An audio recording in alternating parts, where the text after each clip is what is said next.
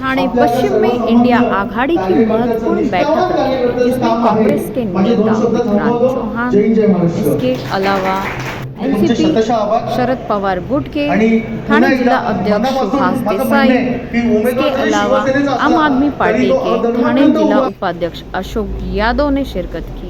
आइए जानते हैं आम आदमी पार्टी के उपाध्यक्ष अशोक यादव का क्या कुछ कहना है अरविंद केजरीवाल की गिरफ्तारी को लेकर। लोकसभा चुनाव का बिगुल बज चुका है और हमारे लोकप्रिय उम्मीदवार, लोकप्रिय सांसद माननीय श्री राजन विचारे जी इस चुनाव को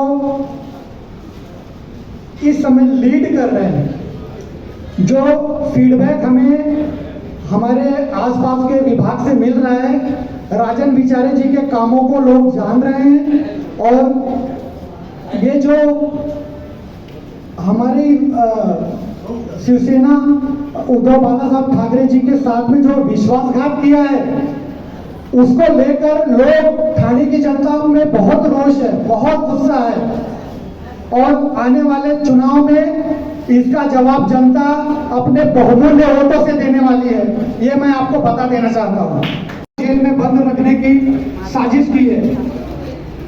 ये इसलिए हुआ है क्योंकि इनको पता है कि जो इंडिया गठबंधन के जो अलायंस है, अगर एक साथ मिले, अरविंद जी अगर जेल में नहीं डालते ये तो इनकी नाक में दम कर देती आम आदमी पार्टी और अरविंद जी। इसलिए ये सब षड्यंत्र रचा जा रहा है। आपको पता होगा कि जो इंडिया अलायंस के जो उम्मीदवार हैं, आज उनको उम्मीदवारी मिली, कल उनके घर में ईडी की रेड पड़ जाती है। अशोक यादव जी क्या कहना चाहेंगे? आज इंडिया आघाड़ी के यहाँ पे बैठक कर रही है, क्या कुछ होता है?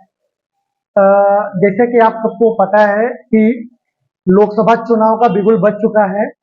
आज इंडिया आघाड़ी की जो ठाणे में मीटिंग है, कोपरी पाच पकाड़ी और ठाणे विभाग की, उसके लिए हमारे इंडिया अलायंस के साथ में टाई अप होने के कारण हमारे आम आदमी पार्टी के भारी से भारी संख्या में कार्यकर्ता यहाँ पे मीटिंग में मौजूद हैं और हम इस सरकार, जो ये तानाशाही सरकार है, जो ये सरकार जो हमारे संविधान को जो बदलने का प्रयास कर रही है, आज बोलते हैं ये 400 पार 400 पार, इनका मेन मकसद यही है कि उल जुलूल तरीके से ईडी को मैनेज करके, मीडिया को मैनेज करके, ये हमारे जो सरकारी तंत्र है उसको मैनेज करके और झूठे मुकदमों में लोगों को फंसा करके, जैसे कि आप सब जानते हैं कि हमारे राष्ट्रीय नेता माननीय श्री अरविंद केजरीवाल जी को इन्होंने पीएमएलए केस में झूठे मुकदमों में फंसा करके इन्होंने जेल में बंद करने का काम किया है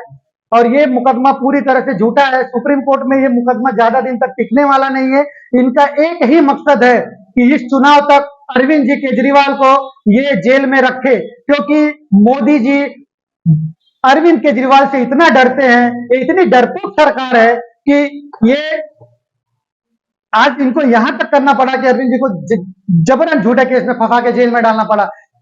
अगर अरविंद जी अगर बाहर होते तो इस तानाशाही सरकार को नाको चने चबवा देते, नाको चने चबवा देते। हमारी सरकार पंजाब में है, दिल्ली में है, हमारे गोवा में विधायक है, हमारा गुजरात में 5 विधायक है हमारे। आप यकीन मानिए, आप जा करके वहां पे देखिए कि हमारी जो वॉलेंटियर्स है, जो हमारे पदाधिकारी हैं, कितने जुझारूपनों से इस तानाशाही सरकार के जो रवैया है उसे बोलते हैं क्या अपना जुझारूपना से लड़ रहे हैं।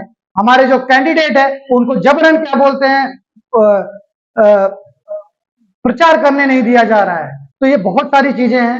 हम तो ये जानते हैं कि ये लोकतंत्र बचाने का एक आखिरी मौका है, क्योंकि इस बार ये तानाशाही सरकार सत्ता में आ गई तो हमारे लोकतंत्र पे, हमारे संविधान पे खतरा है। ये मैं आप लोगों को बता देना चाहता हूँ।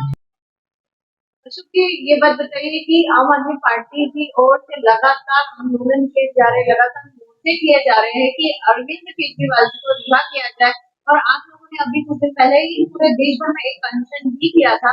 क्या कहना चाहेंगे? अगर इन लोगों ने रिहा नहीं किया, इस सरकार ने रिहा नहीं किया, तो क्या आप लोगों का अगला कदम क्या होगा? देखिए मैम, ये सरकार सोचती है कि जनता बेवकूफ है।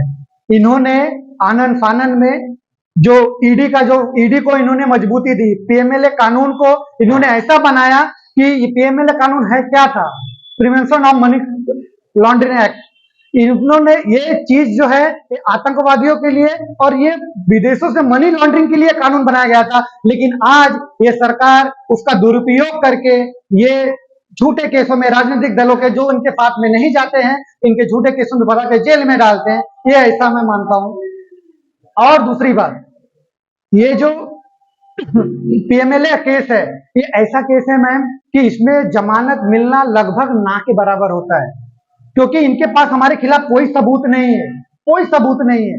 तो मुझे ऐसा विश्वास है, मुझे अपने नायब प्रणाली और सुप्रीम कोर्ट पे विश्वास है कि जल्द से जल्द अरविंद जी जमानत पे उनको बेल मिलेगी और वो जेल से बाहर आएंगे।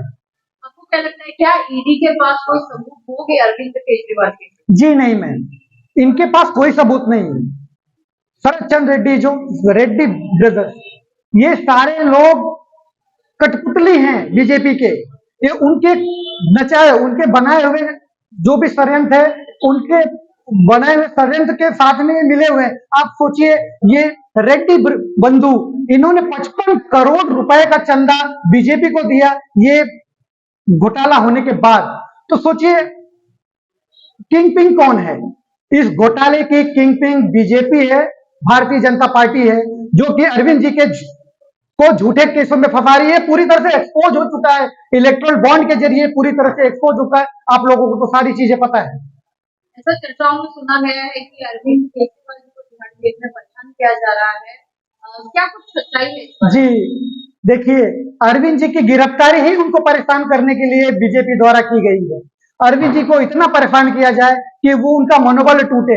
लेकिन अरविंद जी को हम बहुत करीब से जानते हैं, आज से नहीं, इंडिया अगेंस्ट करप्शन से जानते हैं कि वो बंदा जिंदगी में टूट नहीं सकता और मोदी की नाक में दम करके रहेगा। ये मैं आपको आश्वस्त करना चाहता हूं।